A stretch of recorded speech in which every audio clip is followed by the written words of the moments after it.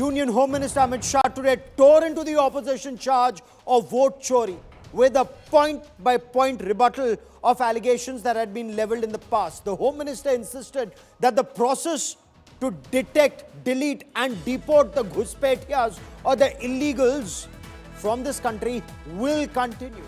He emphasized illegals will not be permitted to decide who the Prime Minister and Chief Ministers in this country will be.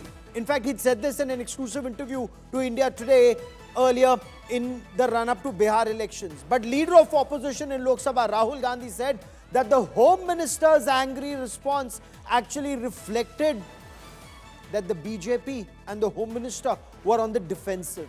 The opposition, including the Congress party, staged a walkout, dissatisfied by the Home Minister's response, who continued to insist that the Congress was losing not because of vote chori or the purification of the electoral list, but for opposing surgical strikes, the Ram Mandir at Ayodhya, and steps being undertaken by the Narendra Modi government for the betterment of the people of India. The Home Minister also gave out details of the number of elections that the opposition had won in various states and their tally in the Lok Sabha elections, to say that when the opposition wins, they cannot say that the electoral list is fine, and when they lose, blame the electoral list for their defeat. We get you more in this face-off between the government and the opposition. Hindustan के इतिहास में पहली बार decision लिया गया कि election commission को, election commissioners को full immunity दी जाएगी। ये वोट चोरी करते रहे, घुसपैठिया बचाओ यात्रा निकाली और बिहार में 2/3 बहुमत से हम The SIR showdown explodes in Parliament. The debate on electoral reforms turned into a political firestorm. अरे सुनिए ना भाई, सुनो ना। Union Home Minister Amit Shah stepped in with a point-by-point rebuttal to the opposition's charge sheet. Shah accused the opposition of running what he called a manufactured campaign on vote rigging.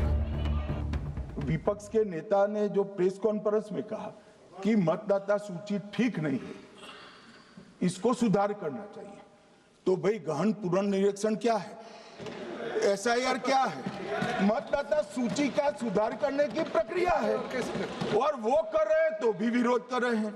मतदाता को तो मालूम है कि हमने तो vote दिया है इसलिए चुनकर आए हैं, तो उसके मन में कोई डाउट नहीं है। ये वोट चोरी करते रहे, घुसपैठिया बचाओ यात्रा निकाली और बिहार में 2/3 बहुमत से हम जीते।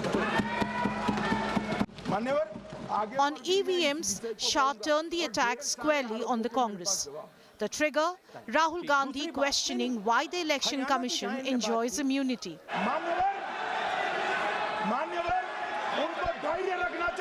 Shah countered sharply, saying it was Indira Gandhi who gave herself special protection after the emergency era election disputes.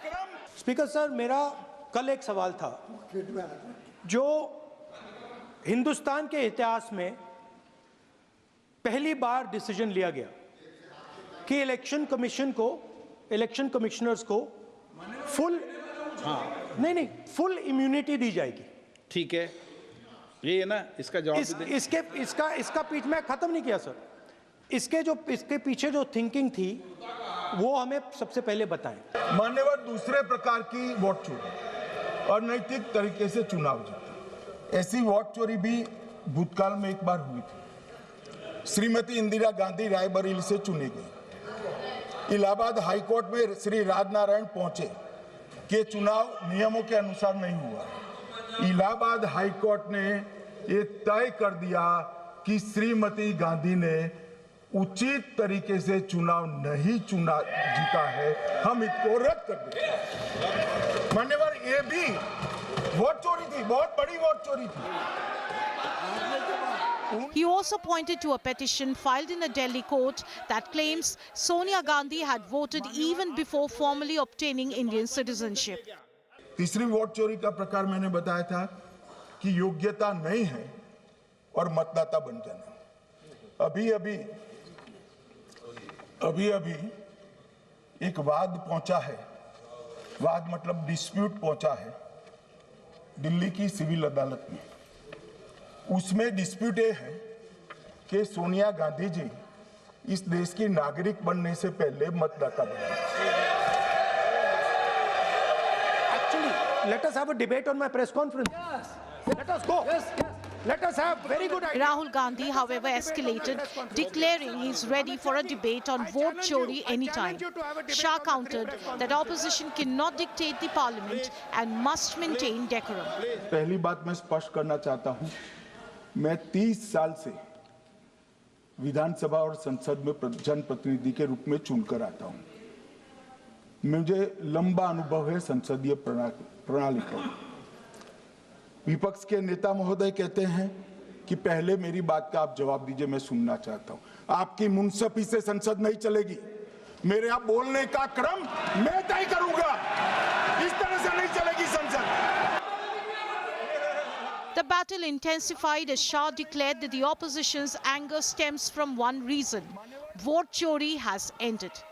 Vote चोरी का कोहराम बचा है और नैतिक तरीके से चुनाव जीता। ऐसी वोट चोरी भी भूतकाल में एक बार हुई थी। श्रीमती इंदिरा गांधी रायबरेली से चुनी गई। मान्यवर सरकार का तो इतना ही सवाल है। He also responded on the leader of opposition's criticism on keeping the CJI out of CEC selection process, pointing to the past practice when the prime ministers picked the election commissioners. 73 साल तक इस देश में चुनाव आयोग की नियुक्ति का कोई कानून नहीं था। नियुक्ति प्रधानमंत्री सीधी कर देते थे। कांग्रेस पार्टी ने ही ये परंपरा बनाई थी। कानून भी कांग्रेस पार्टी ने बनाया था। मगर आज आरोप करना है इसलिए आपने चुनाव चोरी कर लिया, चुनाव चोरी कर लिया, चुनाव चोरी के कहने से कुछ नहीं होता। जनता हमको सुनती है भाई, और हम जवाब भी देते हैं। अगर ये सुन नहीं सकते हैं, इतना दिनों से संसद के समय बर्बाद क्यों किया?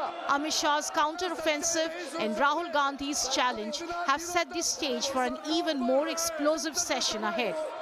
The winter session is far from over, and the next round of this showdown is already locked in. With Aishwarya Paliwal and Maushami Singh, Bureau Report, India Today. सुनना चाहिए, सच्चाई को सुनना चाहिए।